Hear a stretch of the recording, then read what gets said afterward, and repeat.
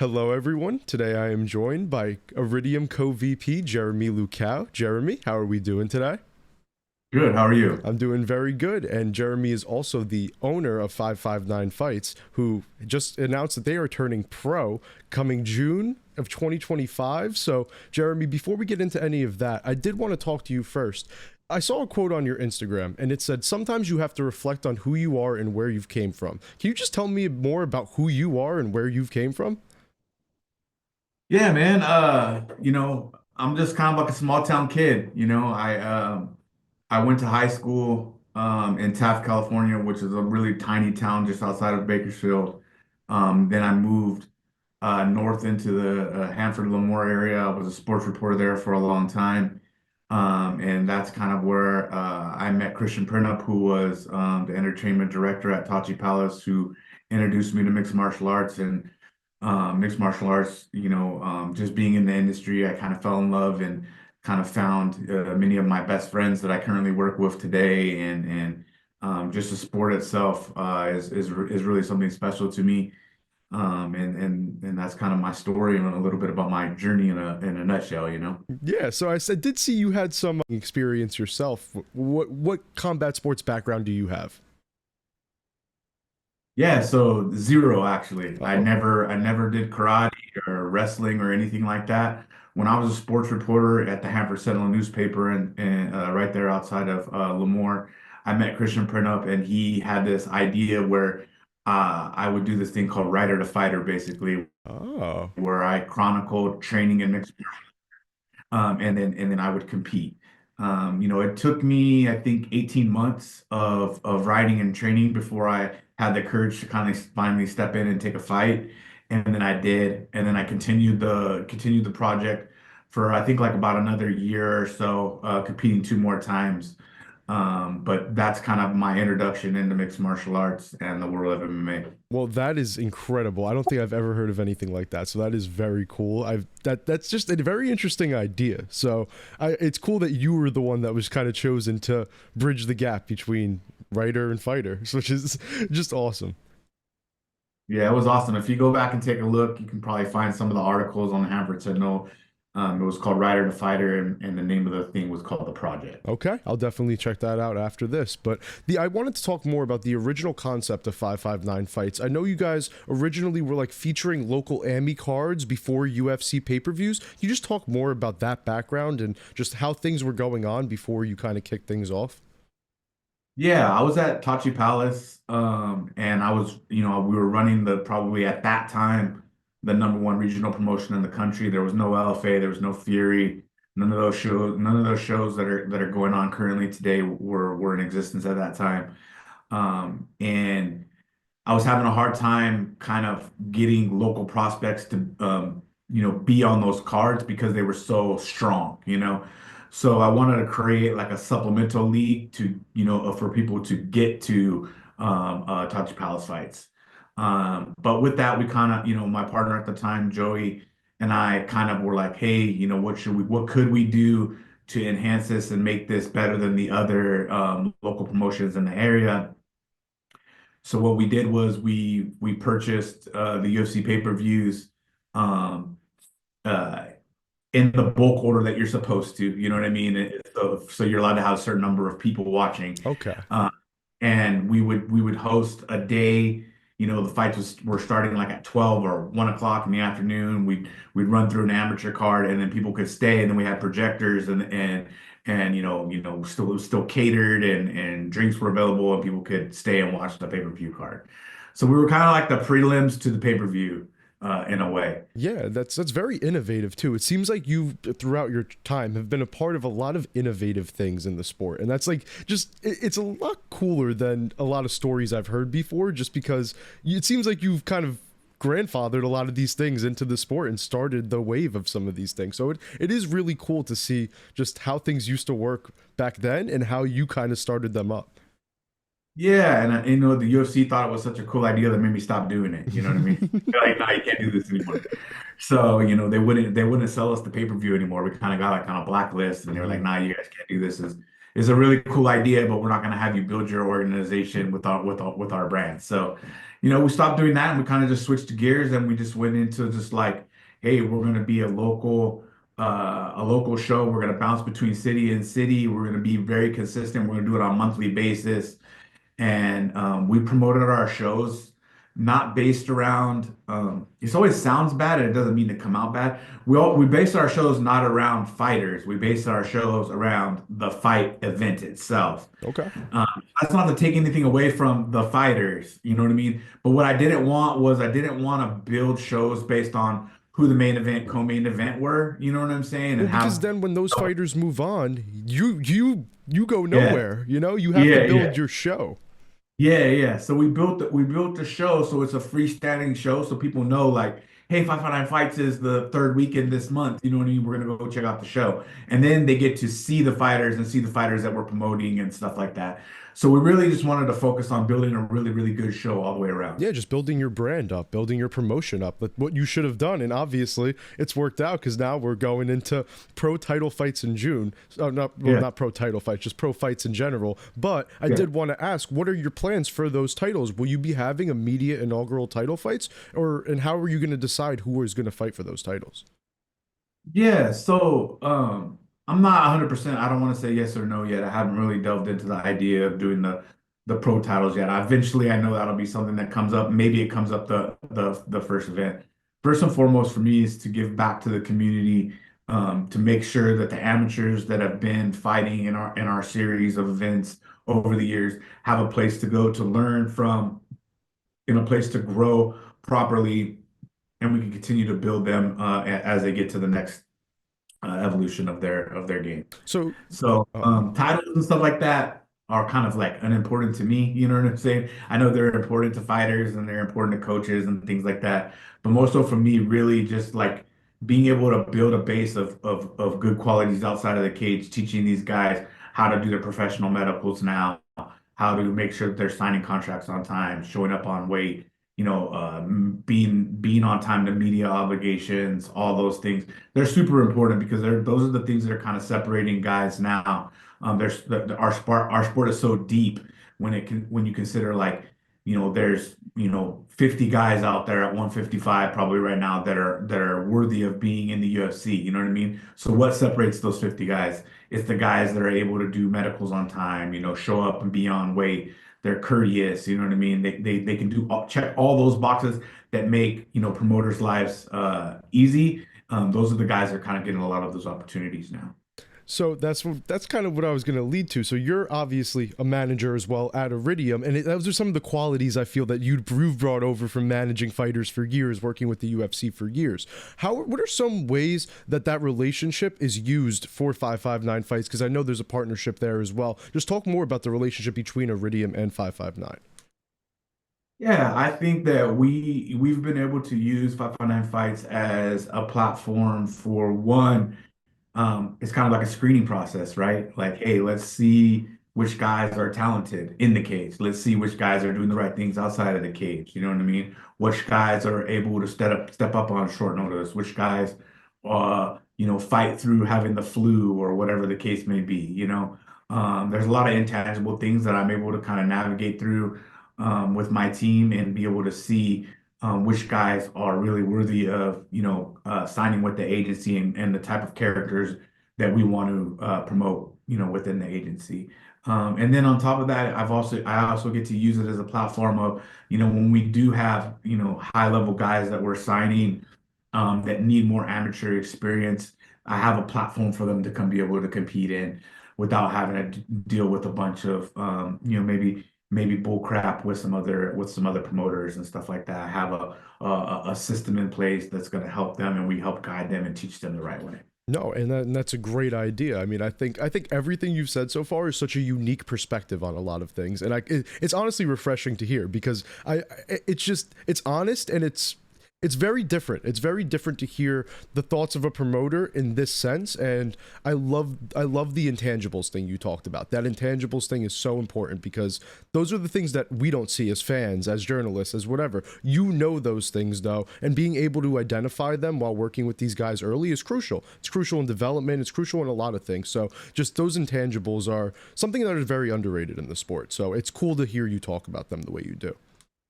Yeah, and I think you're starting to see some of that stuff in the UFC now. You see guys get cut, and people are like, "What the heck? Why did so and so get cut?" You know what I mean? They were 3-2 in the UFC and things like that. Yeah. And the reason why some of these guys are getting released now is because they're not a pleasure to work with. You know what I mean? People don't understand that. The first line there at the UFC, right, is we call them like blue shirts. You know what I mean? And they're the guys that interact with these guys on a daily basis, you know what I mean, when they're on these trips. And then those people report back to their bosses, and those people report back to their bosses, you know what I mean? And so and so was late to a media interview. So and so didn't want to step on the scale. They were being an asshole, you know what I mean? They asked for too much stuff or this, that, and the other thing. They're really hard to work with, or they have confrontations at the PI, or they have confrontations in the hotels. All those things, that they're all things now that are being, weighed heavily because our sport has grown so much. Back in the day, maybe there was only, 100, 200 guys that were ready to go to the UFC. Now there's thousands of guys that are ready to go to the UFC. So I think character and the willingness to want to work with people and be a good person and yes sir, no sir, and how could I help you, or being early to things really goes a long way now. Yeah, no. And so for 559 fights, right? When you're making that transition from amateur to pro MMA, right? And you have all these fighters on your roster already, you have all these, a lot of talent already. One, do you say to some of your fighters, hey, it's time for you to make that pro move? Or are you kind of trying to step back and I don't know. I don't know how to ask this perfectly, but basically, are you telling guys at 559 that are amateurs, are you telling them you have the intangibles, you can become a pro and have this success? It's time for you to turn pro now. Correct. Usually what I'll do is I'll have a conversation with the coach, you know what I mean, first, and then the fighter, and let them know like, hey man, you kind of outgrown what I can do for you. You know what I mean? It's time to move on to some other things. A lot of times during that conversation, if it's a person that I feel fits right for the agency, I say, hey, I feel like you should have a conversation with my agency. Doesn't mean you need to sign with us, but I would like to be the first opportunity for you guys to sign, and then I have that conversation with that athlete. And if they want to sign, great. If they don't want to sign, no pressure. I always do what's in the best interest of the athlete first and foremost. You know what I mean? So for me, it's always, hey, what can I do to help these guys along in their career? There's so many guys that have never signed with my agency and still to this day hit me up for advice or hit me up looking for fights or all those things. And I help people with as much as I possibly can. We're not the right agency and the right fit for everybody, and vice versa, Mhm. So, but for me, I just want to be able to help people kind of achieve their dreams. And if I could do that by just being someone that they bounce ideas off of or questions off of, you know what I mean? I'm definitely there to help anyone as much as I can. So it seems like you've definitely been able to do that, considering from what I've been able to gather, your relationships with guys like Alex Perez, guys like Diego Lopez, you're very close with those guys, and it seems like you've been a pivotal part of their growth to that next level of stardom. Would I be correct in saying that? And what is your relationship with those guys like? Yeah, Alex Perez is definitely a special case. You know what I mean? I've known Alex since he was like 14, 15 years old. He would spend a lot of time at my house. He was coaching my son when my son was, 5, 6 years old wrestling, you know what I mean? Alex is like family. But I will say Alex is also a guy who listened to everything that I said. He's the only person who never questioned anything. I shouldn't say never questioned. He often questioned things that I said, but he still did what I said, if that makes sense. But if I said, "Hey Alex, we're gonna go fight 5 times this year and we may only get paid $500, but it's what's best for your career," he said, "No problem, line him up, let's knock him out." So, guys like Brandon Moreno, I'm very, very close with. Diego Lopez, I'm close with. You know what I mean? I build these bonds with a lot of these guys. Guys like Jacoby Jones, you know what I mean, who's not Hmm. in the UFC yet. You know what I mean? A lot of these. a lot of these guys, you'll start seeing their names as they're coming up. You know what I mean? There's so many to list, but for me, it's like building a family relationship. These guys are like family members to me, whether it's a cousin or a little brother or anything that I could be for them. I try to fill that role and fill that gap. You know what I mean? And I tell everyone like management is like a vehicle, you know what I mean? It's the fighter's job to get into the vehicle and drive that vehicle. And how they decide to drive it, you know what I mean, is completely up to them, you know what I mean? And so the guys that want to have close relationships, I end up having really close relationships with. Cheeto Vera is one of them. I've had a really, really close relationship with Cheeto for a long time. Him and I connect like on a personal level. So like we don't him and Jason do all the business discussions. Cheeto and I have like the family discussions. You know what I mean? When Cheeto's not in a good headspace, he reaches out to me. I talk him through issues, or if we're just wanting to joke around or send each other memes, or when he comes into town to do appearances, I'm usually the guy that goes with him to do appearances because I'm not gonna talk to him about a lot of business. We're gonna have a good time. You know what I mean? So there's certain roles that people in the agency will fill, and I'm blessed to be able to fill that role of like a really good friend and someone who really cares about the guys. When they're in town, I get to go to dinners with them, lunches with them. Spend a lot of time with the guys that way. Yeah, and I mean, it seemed like it just going through your social medias and seeing just not even the pictures, but the way the pictures look with these guys. It looks like you guys are having a blast, like you guys are best friends, and it is really cool. It's awesome to see. But I did want to get back to 559 just a little bit real quick. Who are some of the people that are helping you with this adventure of turning amateur to pro? Oh, that's an awesome question, man. I'm glad you asked it because I feel like my team doesn't really get a lot of the love and shine that they really deserve because, I'm out here in Las Vegas and they're back in the Central Valley and they're the ones that kind of hold it down for me and are doing stuff. I'm really blessed to have a good group of people. I guess first and foremost, I should say my wife, right? She really she like does all my back office stuff for me and medicals, you know what I mean, which is a really, really key component to being able to fight because you can't fight unless you get your medicals done. And she's really made that like a seamless thing where it's like really easy now.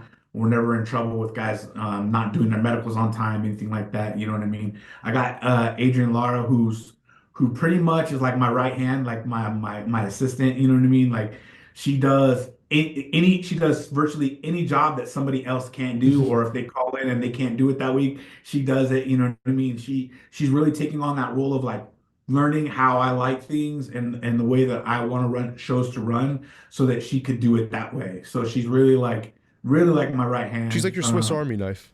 Yeah, Yeah, you yeah, use her for yeah. anything. Yeah. Yeah. Antoine Hood, he's been my vice president. He's been with me for over 10 years. He's another guy that knows how I like to do things. He's back in North Carolina now. He doesn't really do a lot of the hands-on day-to-day stuff, but he will always be a part of 509 Fights. He's a guy that I call to for advice, or if I'm, having an issue with an employee or anything like that. He's the one that kind of gets me through all that stuff. He's a great person.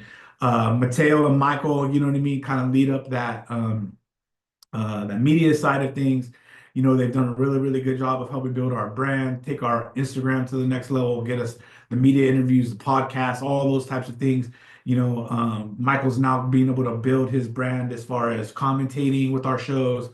And I really enjoy working with those two guys because at the end of the day, those two guys actually bleed 559 Fights. Like they love it. They really love the guys. You know what I mean? They put in extra time and extra hours of work just to be able to get things done for those guys. Brandon Elman, who does our videography, is amazing. Shannon Noon, who does our photography, is amazing. My cage guys, you know what I mean? Johnny and Lamar lead up a good cage crew. Johnny's actually main eventing our show in January, but he's also the head of my cage crew. Whoa. Yeah, he says it's a pretty cool to have him in the mix. And I've got so many guys and such a big team, you know what I mean, that work for us. And I have our matchmaking team, Joe Acosta, Steve Ramirez, Daniel Quintana, those guys are like my boots on the ground, finding the right fighters and the right matchups and really training them on how to book fights properly and things like that. So yeah, I have a big team, but it's a team that really comes to rock. No, I mean that it's incredible because you just sat here and listed. I feel like most of the people you could have, and I mean, just it must be great having just such a wide net of people that you feel like actually care about your promotion as much as you do. And it seems like you really like you have a lot of faith in them and a lot of trust in them. Like you said, Michael and Mateo, they bleed 559, and it's true. I'm good friends with Michael. He bleeds it. Yeah. So And it comes down to like the people that are even, Denise Sepulveda, who works my front door, she, her and her team, you know what I mean, the VIP team, you know, it's important for that front line of people to be able to love and show that love for 500 fights, because the most compliments that I get are like, hey man, your VIP group, they really took care of me. They walked me to my seats. They made sure that I had my VIP lanyards, that I got my drinks, you know what I mhm. mean? So everyone that's touching our show, you know what I mean, I have a lot of love and respect for it, and I want to make sure that they're getting a lot of respect, and I want to make sure that I tell them all the time, like, hey, my show is a place for you guys to learn, so that you guys can take off someday and work for another promotion in another way, or maybe this is just a jump start to get you to someplace else. I had a long time videographer. His name was Crunchy. And he worked for me for, I want to say, 10 years probably. And one day, we had to have that sad conversation where he came in and was like, hey man, I really I can't work for you no more, because I just don't have the time, because I'm doing so many weddings and commercials and all these things. I don't have the time to put into this that I want to, you know what I mean? And for me, it was like bittersweet. It was like, man, sucks that Crunchy has to go, you know what I mean? But at the same time, I'm happy that Crunchy's, been able to build his business, you know what I mean, to grow to a place where he can't do this anymore, and Yeah. that's my goal for guys eventually. Eventually I want them all to move on and do different things and help me train the next crop of young people that are interested in working in this field. Hell yeah, and then that it just sounds like it sounds like 559 is a very nice place to be at. Just be a part of the staff. Like, it sounds great out there in Cali. I'll say that it sounds great. So I Yeah. did want to ask, what were some of the unforeseen challenges or even benefits of holding pro events compared to those amateurs events? I mean, it's not an unforeseen challenge, but the number one challenge is always financial. You know what I mean? When you start doing professional fights, you're paying fighters, you're using the California State Athletic Commission, which is much more expensive. There are some other aspects that you kind of areas that you need to improve on in production, you know what I mean? Different things that you need to do in order to do the show. So financially, it's always been that's been a major challenge on maybe why I haven't gone that direction a little bit sooner. You know what I mean? It's a lot riskier a situation, and I've been waiting for the right partner. You know what I mean? Been waiting for the right partner so that it was a good transition, because anyone that knows me knows that I don't like to do anything halfway. So if I'm doing something, I want to do it to the best of my ability, and I want it to be banging out of the gate. So, finding Eagle Mountain Casino, their staff really loves MMA. Their staff is really on board, and like, they've been a sponsor of mine for 2 years now, and they've really, really pushed and helped us build our brand. They're just the partner that I've been looking for all this time, and they're just an amazing group to work with, and I'm really, really looking forward to doing events at their casino. So will all pro fights be held at Eagle Mountain Casino? Yeah, we're planning on doing two pro shows this year, Okay. the second half of the year, one in June, maybe one in the October, November timeframe. Both of those events will be at Eagle Mountain Casino. That is awesome. So you took that next question from me. I was going to ask you about Eagle Mountain, so that was perfect. But Yeah. I did want to ask about fan support. You talked about that being a key factor as to why Pro MMA wasn't succeeding as well in the Valley. How will that change for 559 fights? I think the way it changes is that, we it's a weird thing to say, but just like internationally, MMA is kind of known for UFC, right? If you take that same concept and you put it in the Central Valley, people look at 559 fights as MMA, right? Yeah. So, although lots of different shows have come in and they've done successful shows, and then they've done shows that haven't been successful, I think the problem has always been consistency, and that's what I think we bring to the table. That's going to be a lot different. Is one, a brand that's been consistent in the Valley for over 14 years now, that's put on 100 events. And we're kind of synonymous with MMA in the Central Valley. So I think, our shows are drawing close to 3,000 people right now for all of our events. I think, we're gonna bring something to the table that no one else can really bring in the Central Valley. So I think we'll have that fan support because we've built that support and that tradition over the last 14 years. And I think you're completely correct because I have a friend that lives out in SoCal, not Michael Hernandez, but another friend that just lives out there. And I was shocked when he brought up 559 Fights to me as an event he was going to that night, and I was like, "Wait a minute, I know 559 Fights. Like, you Yeah. go to their events?" He's like, "Oh, I've been going to their events for a while." I was like, "Wow!" So that, like, even just that's what made me realize, like, wow, the pull that you guys do have out in California is big. It's real. So it's definitely something that, like, you have that solid, consistent base that you're already starting with, and that should be able to separate you from other people that have tried to do the same in the past. Yeah, and I think that people know across the state that the type of show that we put on, they know that they're going to be tough fights. You know what I mean? That's why a lot of people don't like traveling to Central California for fights because they know they're going to be really tough fights. Hmm. We put on well-matched fights.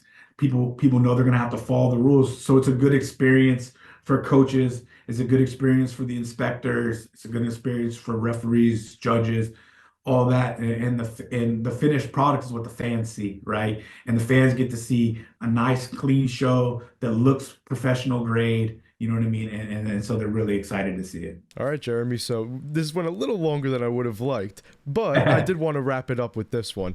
I wanted to ask, what was your favorite moment as a promoter or manager in 2024? Oh man, manager definitely Diego Lopez fight at the Sphere. You know what I mean?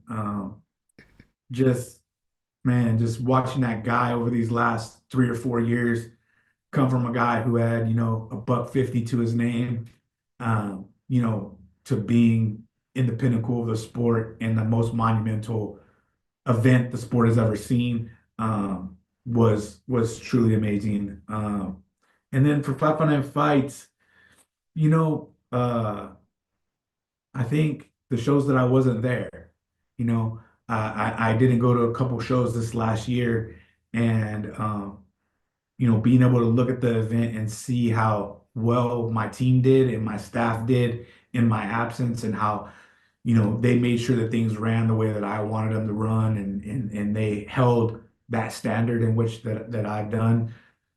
I may have not have like projected that to them, or pulled them aside and said that.